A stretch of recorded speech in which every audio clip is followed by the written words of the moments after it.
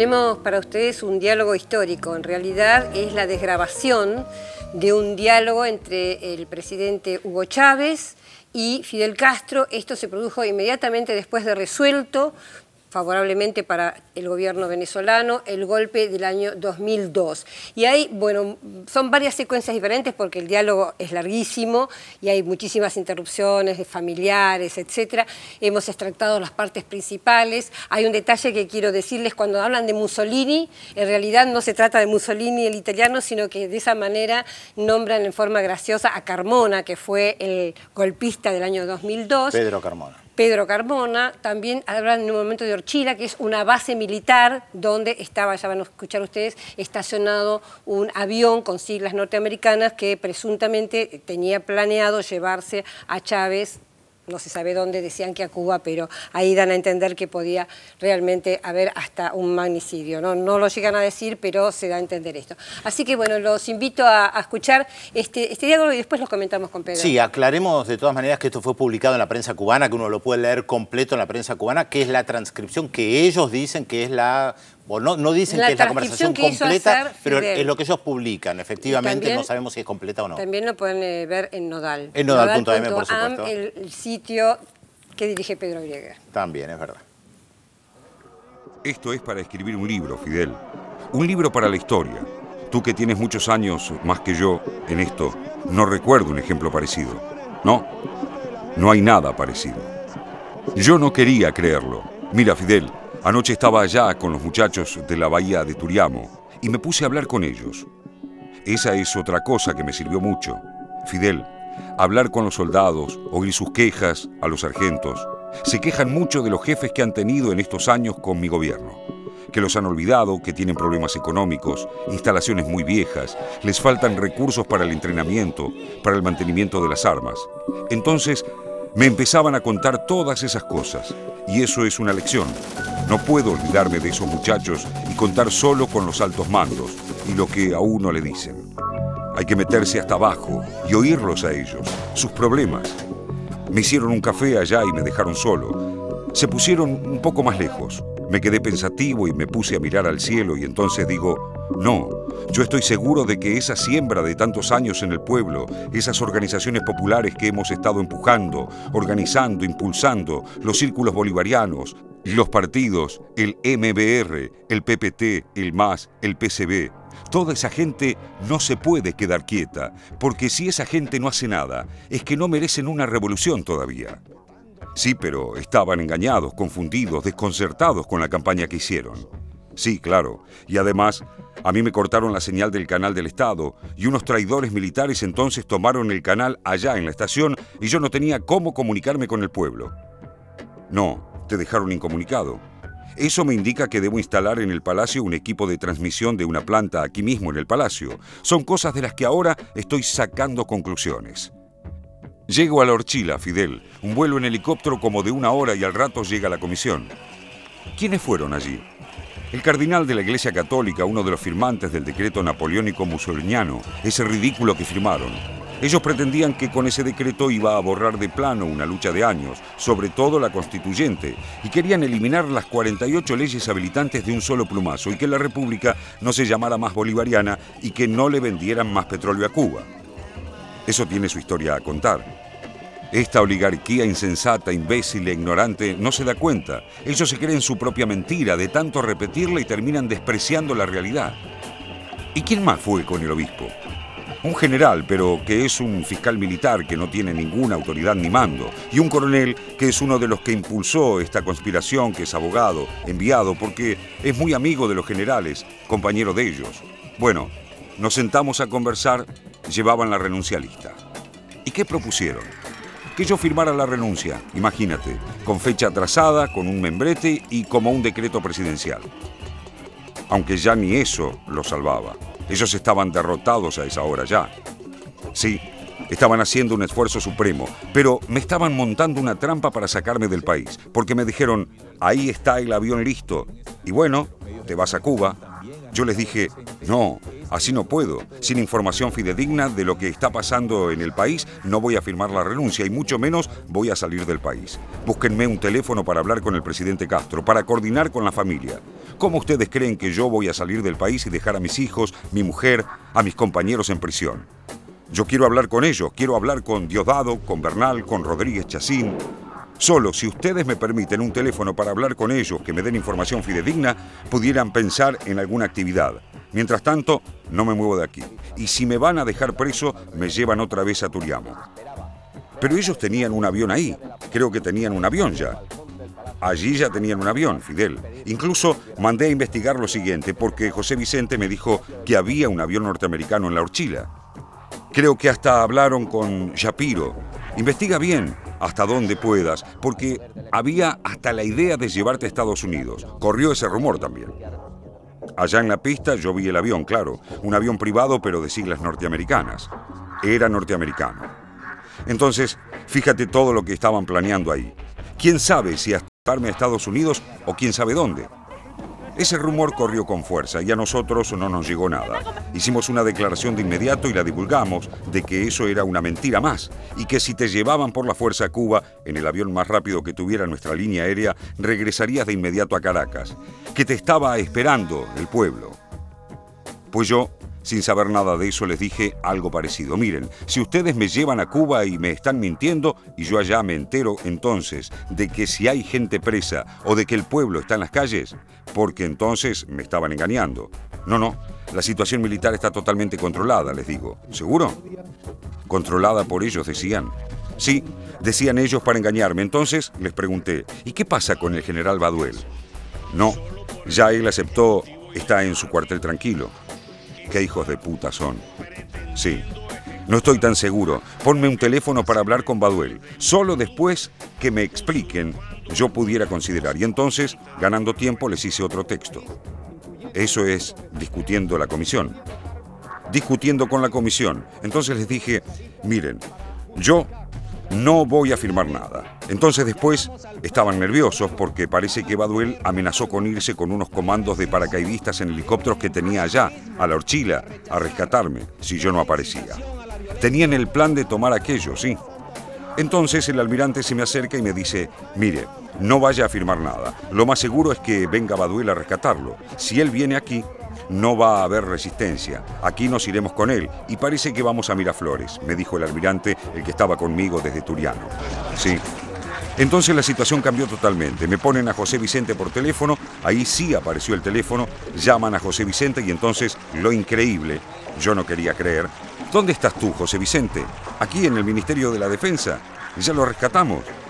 Es la primera noticia que tú tienes de toda la situación. Es la primera noticia que tengo, la de José Vicente. Lo demás eran puras informaciones, contrainformaciones, muchas dudas, pero yo decía, no puede ser que tan rápido hayan retomado. Y le pregunto, ¿y dónde está el supuesto presidente? Me dice, está preso, aquí lo tenemos preso, y un poco de generales presos. ¿Pero es que acaso hubo muertos, hubo batalla? No, ni un tiro, chico, ni un tiro. Una reacción fulminante del pueblo, de la juventud militar, y esta gente corrió como gaticos a esconderse. Los agarramos y ahí están presos la mayoría. Bueno, se los dejó a Chávez, se los dejó a Diosdado Cabello.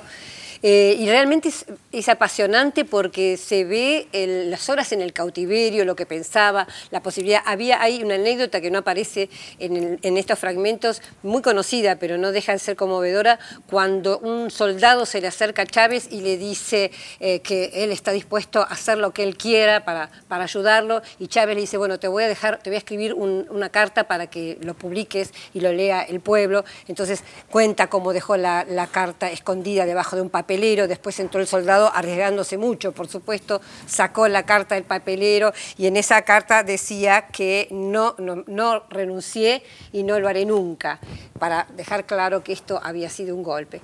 Pero bueno, no sé, Pedro, tu reflexión respecto a esto, pero bien interesante cómo también esta experiencia de Chávez lo determina para las políticas posteriores que va a tomar, ¿no? Por ejemplo, las misiones, entre otras cosas. Sin lugar a dudas. Además, la primera pregunta que surge es ¿por qué lo publican ahora?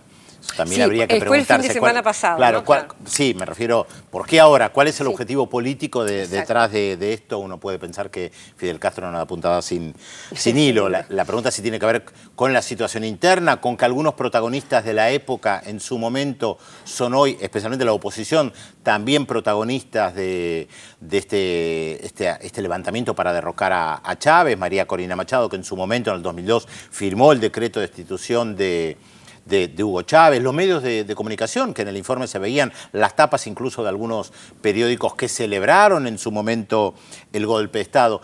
Y además este gran estratega que era o es Fidel Castro, pensando en ese momento cada detalle, porque por supuesto nosotros le pusimos un fragmento, él analiza con Chávez cada detalle de lo que estaba pasando. Le pide precisiones, exactamente, horario, y además Cuba intervino claramente apoyando a Chávez cuando se enteran, dándole voz, por ejemplo, a parte de la familia de Chávez para que pudieran difundir otra versión de lo que estaba pasando.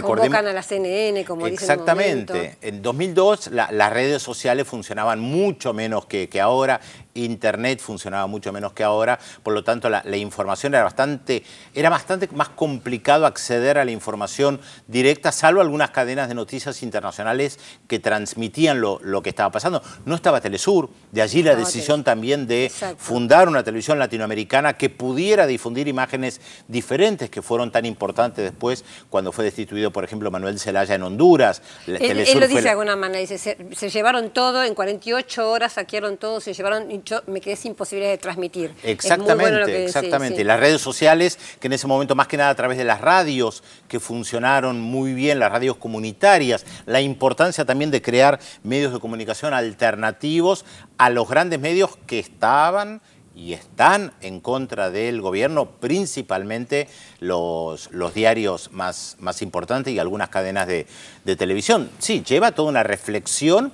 además de la única oportunidad que nosotros conocemos en América Latina, la única experiencia de un presidente democráticamente elegido, destituido, que vuelve a las 48 horas, o sea, que le organizan un golpe de Estado y Por vuelve. lo que cuenta, tenían planeado hacer algo parecido a lo que le pasó a Zelaya o lo que le pasó a Aristide en Haití, es decir, o incluso...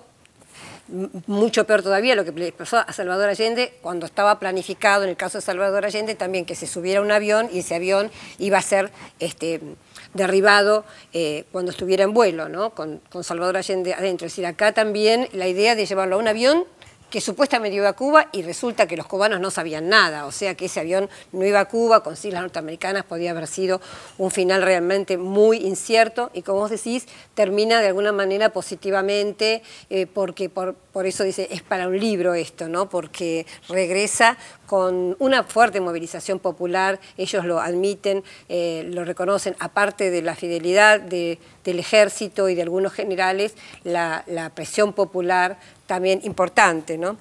Sí, a propósito, antes de ayer se dio a conocer, que tiene que ver con esto de Estados Unidos y Venezuela y Cuba, se dio a conocer a través de la agencia Associated Press, de una red social creada por la USAID respecto de Cuba para generar descontento en Cuba e incitar a la gente que se levante en contra del gobierno. Que haga manifestaciones. Exactamente. Es interesante lo de la USAID porque, por ejemplo, sabemos que Evo Morales la echó de Bolivia, porque en realidad es una agencia que depende del Departamento de Estado que es para ayuda humanitaria, entre comillas, pero es donde la vía por la que se financian acciones encubiertas, incluso de la CIA. Es decir, ya no es como antes. Ahora esta agencia llamada USAID, en sus siglas en inglés, son las que provocan, por ejemplo, este tipo de cosas. Y por lo visto estaba planificado para Cuba, tenía cerca de entre 50.000 y 70.000 inscriptos ya.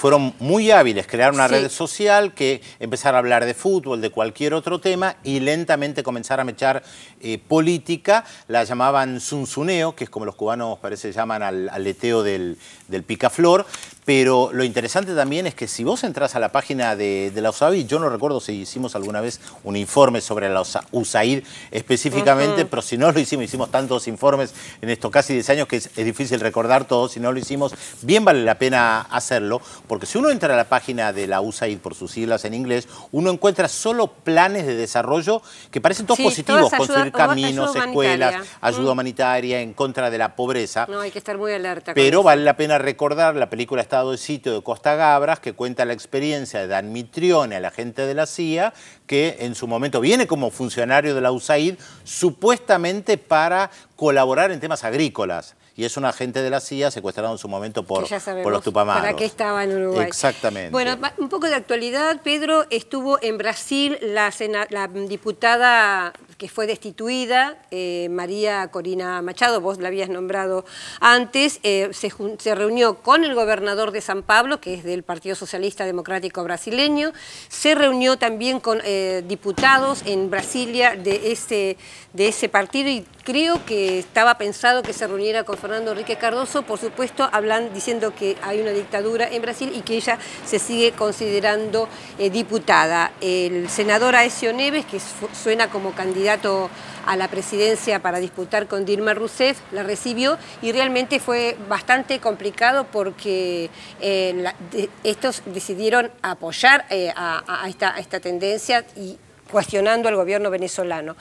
Pero como contrapartida estaba también en Brasil el flamante canciller de Chile, donde acaba de decir que, junto con el canciller brasileño, que una minoría no puede destituir a un gobierno legítimo como es el de Nicolás Maduro. Sí, hay un fuerte respaldo de parte de UNASUR, que tiene que llegar una misión la semana que viene a Venezuela, del Parlatino también, que emitió un comunicado, y está muy claro que la estrategia, por un lado, de la oposición, como María Corina Machado, es recurrir a instancias como la OEA y los sectores opositores al gobierno de Hugo Chávez. El exterior, ¿no es cierto? Sí. Bueno, ahora en Venezuela hay hoy otra vez marchas de la oposición, pero la fiscal Luisa Ortega admitió que había habido violaciones o presuntas violaciones de derechos humanos por parte de las fuerzas de seguridad. Hay casi 100 casos que están en investigación para ver de qué se trató esto, porque, bueno, en parte lo que se discute también es el tema de qué papel cumplieron las fuerzas del gobierno, las fuerzas del orden mandadas por el gobierno, si tuvieron un mensaje claro o no respecto de cómo había que actuar. Así que eso se verá de ahora en adelante. Sí, hablando de mensajes, la pregunta también es cuál es el mensaje del gobierno de Venezuela al destituir o sacarle su mandato a María Corina Machado, con un argumento que puede ser incluso interpretado como leguleyo, que participó como representante de Panamá en una reunión de la OEA. De un país extranjero que era Panamá. La pregunta es, más allá de exactamente el artículo, creo que era el 191 o 94 que citaban de la Constitución, más allá de eso, la pregunta es cuál es el mensaje político respecto de la oposición, porque están golpeando al ala más radical de la oposición política, Leopoldo López por un lado, María Corina Machado por el otro, y el gobierno insistiendo que hay que generar un diálogo con la oposición, una iglesia que está en contra del gobierno, que plantea la intermediación incluso del Vaticano. O sea, está claro que la situación sigue complicada y que no parece haber una resolución a corto plazo. A ver, resolución que uno podría pensar que termine las manifestaciones opositoras, que no creo que vayan a terminar. Lo ideal sería que todo el mundo decida ir a una mesa de diálogo, ¿no? Con los garantes del caso. Bueno, la oposición puede poner al Vaticano, el gobierno puede poner a UNASUR, en fin, cada uno pondrá a sus mediadores, pero lo ideal sería realmente una mesa de diálogo donde se pueda discutir cómo salir adelante. La pregunta es si la oposición llegó a la conclusión de que fracasó el intento de derrocar a Nicolás Maduro, porque yo creo que ese es el objetivo central. Lo fue desde febrero en adelante y lo sigue siendo. La pregunta es si se bajan de esa bandera. Bueno, parece que no, porque hoy hay otra vez manifestaciones y dicen que las manifestaciones no van a ceder. ¿Cómo sigue? Y hablando de los mensajes, hablando de los mensajes, tenemos un mensaje para usted, Pedro. Dice, Horacio Amelia dice que lo nota desmemoriado a Pedro. Dice, Pedro, lo noto desmemoriado, no se vaya a olvidar del compromiso que tiene por la tarde. No, yo no me olvido, por supuesto. Bueno, gracias. ¿Quién es Horacio Amelia? No sé, me importa. Mensaje, Pedro, ¿qué quiere que le diga? Domitila, de Corrientes, nos felicita por el programa y nos ve siempre. Y nos llama Alberto de los Hornos y Susana y Julio de Travesía en Córdoba, que aciertan con la incógnita. Y ya que estamos hablando de incógnita, atención. Sí, porque estamos en el horno. Se nos agota la incógnita, última incógnita. Atención, se agotan, ¿eh? Última incógnita, después les decimos de quién se trata. Marcada por la guerra y el exilio, la escritura de nuestro personaje que allí ven en fotografía es cruda, minimalista, sin concesiones. Luego de su último trabajo, La analfabeta, una serie de relatos autobiográficos, recluida en su casa en Suiza, declaró: no me interesa la literatura. ¿Quién es nuestro personaje de hoy? 0800 444 1777 y 4535 0709. No se vayan porque después de la pausa le contamos de quién se trata. Ya volvemos.